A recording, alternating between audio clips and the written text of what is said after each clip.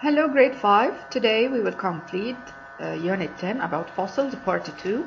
What do fossils tell us? So in this lesson we will learn what do fossils tell us about the Earth's history. Let's start.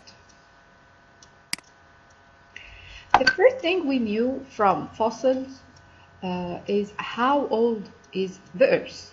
The Earth is about 4.6 billion years. And this means that the Earth is older than anyone can imagine. The oldest rock found so far is about 3.8 billion years old. And of course, within all these years, Earth has changed a lot. Paleontologist is a scientist who study fossils. As we see here in this figure, the paleontologist is a scientist who work on fossils and get out fossils from rocks. Why we need to study fossils? Of course, you ask this question to yourself. Why it's important to know about fossils? The answer for this question because of two reasons. First, we learn what life on Earth was like long ago. We know how Earth changed over time, as we mentioned before. Fossils show that some types of organisms have changed a lot. We also know how organisms changed a lot over years. Some organisms changed, like what we will see, and some organisms, they didn't change a lot. Here, these are the layers of the Earth. The top layer, as we see here, the newest one, it's 20 million years. The oldest layer is down for 300 million years. The first is mammoth. The woolly mammoth is related to the modern elephant. It lived during the Ice Age, when the climate was very cold. Today's elephants live mostly in warmer climate, and that's why the old mammoth, they have a lot of wool, as we see here. But nowadays the elephant doesn't have this amount of wool because it has little hairs, because they live in warm places.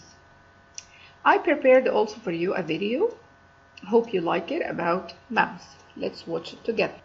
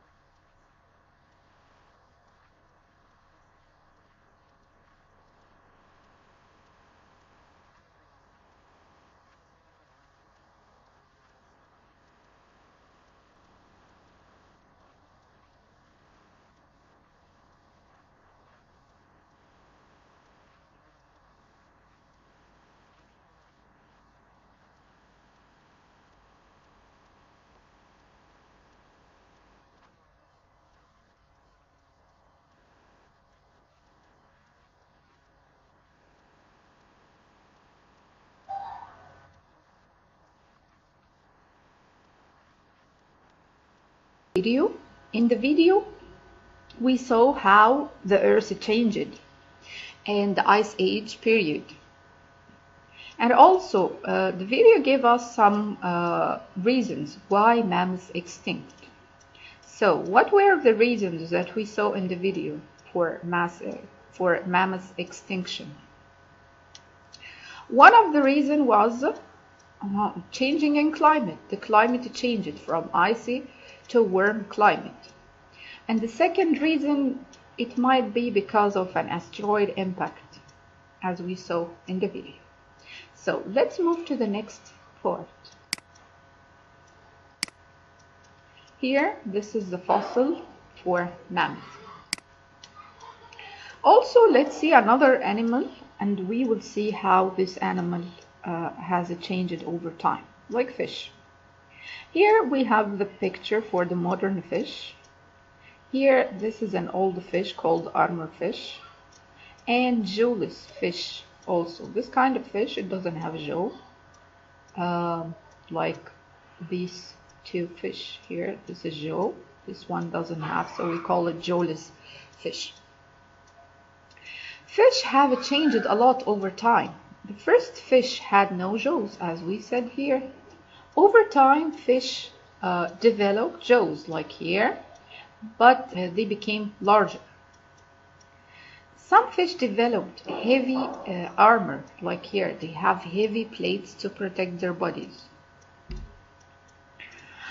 Fish today, they don't have armor, but they have jaws. So, and also they are bigger in size. So, fish also have developed many changes over years. Let's see now plant fossils. The ginkgo tree has been around for at least 420 million years ago. The leaves of today's ginkgo look very similar to those that grew long ago. This is a modern ginkgo leaf, and here is the leaf impression. And as you remember, this was kind of fossil. Which kind of fossil? Trace fossil. So, do you think they changed a lot? They have almost the same shape. This kind of fossils, we call it living fossil, as we would see here. Living fossil. What is the living fossil? Living fossil for organisms that look as if they have not changed much over time. We call them living fossils. Because some organisms, as we mentioned before, they didn't change a lot, and that's why we call them living fossils. This was everything for today. See you in the next video. Bye bye.